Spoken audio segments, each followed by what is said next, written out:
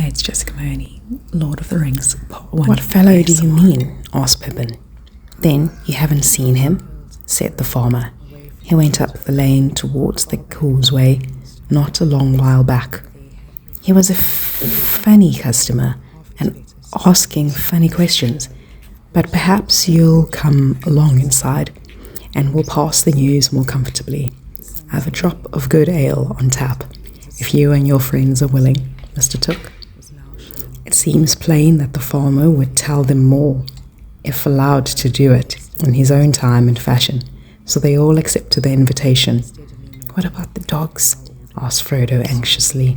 The farmer laughed. They won't harm you unless I tell them to. Here, grip, fang, heel, he cried. Heel, woof. To the relief of Frodo and Sam, the dogs walked away and let them go free. Pippin introduced the other two to the farmer. Mr. Frodo Baggins, he said. You may not remember him, but he used to live at Brandy Hall. At the name Baggins, the farmer started and gave Frodo a sharp glance. For a moment, Frodo thought the memory of the stolen mushrooms had been aroused and that the dogs would be told to see him off. But the farmer Maggot took him by the arm. Well, if that isn't queerer than ever, he exclaimed. Mr. Baggins, is it? Come inside. We must have a talk. They went into the farmer's kitchen and sat by the wide fireplace. Mrs. Maggot brought out beer in a huge jug and filled 4 large mugs. It was a good brew, and Pippin found himself more compensated for missing the golden perch. Sam sipped his beer suspiciously. He had a natural mistrust of the inhabitants of other parts of the Shire, and also he was not disposed to be quick friends with anyone who had beaten his master however long ago. After a few remarks about the weather and the agriculture prospects, which were no worse than usual, Farmer Maggot put down his mug and looked at them all in turn. Now, Mr. Peregrine, he said, where might you be coming from, and where might you be going to? Were you coming to visit me? For, if so, you had gone past my gate without my seeing you. Well, no, answered Pippin. To tell you the truth, since you have guessed it, we got into the lane from the other end. We had come over your fields, but that was quite by accident.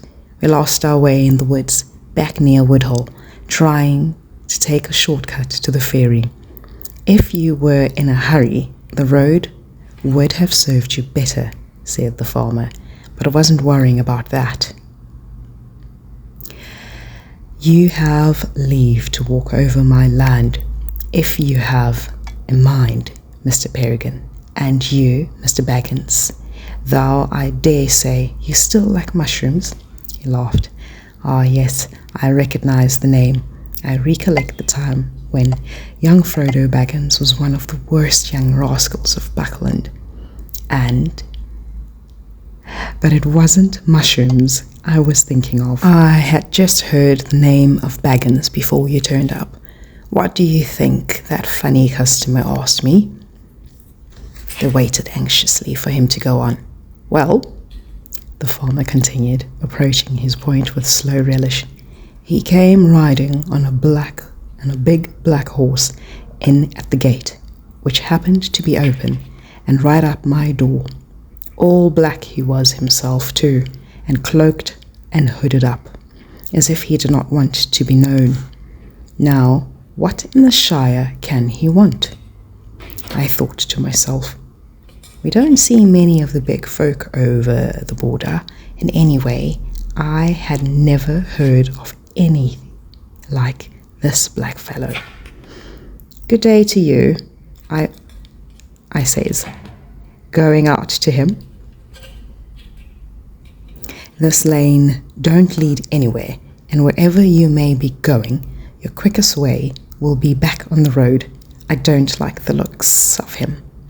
And when Grip came out, he took one sniff and let out a yelp as if he had been stung. He put down his tail and bolted, howling off. The black fellow stood quite still. "I came from the yonder," he said, slow and stiff-like, pointing back west over my fields. "If you please." "Have you seen Baggins?" he asked in a queer voice, and bent down towards me. I could not see any face, for his hood fell down so low. I felt a short quiver down my back, but I did not see why he should come riding over my land so bold. "Be off," I said. "There are no Bagginses here. You're in the wrong part of the Shire. You had better go back west to Hobbiton. But you can go by road this time." "Baggins has left," he answered in a whisper. "He is coming. He is not far. I wish to find him, if he please. If he passes, will you tell me? I will come back with gold." "No, you won't," I said. "You'll go back where you belong, double quick. I give you 1 minute before I call all my dogs." He gave a sort of hiss. It might have been laughing, and it might not. Then he spurred his great horse right at me, and I jumped out of the way, only just in time. I called the dogs, but he swung off and rode through the gate and up the lane towards the causeway like a bolt of thunder. "What do you think of that?" Frodo sat for a moment looking at the fire, but his only thought was, how on earth would they reach the ferry? "I don't know what to think," he said at last. "Then I'll tell you what to think," said Maggot. "You should never have gone mixing yourself up with Hobbiton folk, Mr. Frodo. Folk are queer up there." Sam stirred in his chair and looked at the farmer with an unfriendly eye. "But you were always a reckless lad. When I heard you had left the Brandybucks and gone off to that old Mr. Bilbo, I said that you were going to find trouble. Mark my words, this all comes of those strange doings of Mr. Bilbo's. His money has got in some strange fashion in foreign parts, they say. Maybe there is some that want to know what has become of the gold and the jewels that he buried in the hills of Hobbiton, as I hear." Frodo said nothing. The shrewd guesses of the farmer was rather disconcerting. "Well, Mr. Frodo," Maggot went on, "I'm glad that you've had some sense to come back to Buckleland. My advice is, stay there and don't get mixed up with those outlandish folk. You'll have friends in these parts. If any of those black fellows come after you again, I'll deal with them. I'll say you're dead, or have left the Shire, or anything you like, and that might be true enough. For as like as not it is Mr. Bilbo they want news of." "Maybe you're right," said Frodo, avoiding the farmer's eye and staring at the fire. Maggot looked at him thoughtfully. "Well, I see you have ideas of your own," he said.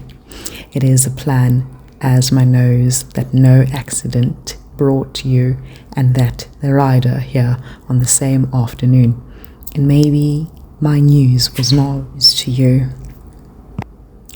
After all, I'm not asking you to tell me anything you have mind to keep to yourself, but I see you are in some kind of trouble. Perhaps you are thinking it won't be too easy to get to the ferry without being caught." "I was thinking so," said Mr. Frodo, "but I have got to try and get there." Okay, folks, that's all we've got time for. Thanks so much for watching and listening, and please like and subscribe for more. Okay, that is all we have time for today. Thanks so much for watching. Bye. And listening. We are now on page Please like and subscribe. We are now on page 124, and we are just about starting on the third paragraph of that page. Anyway, I'll see you soon.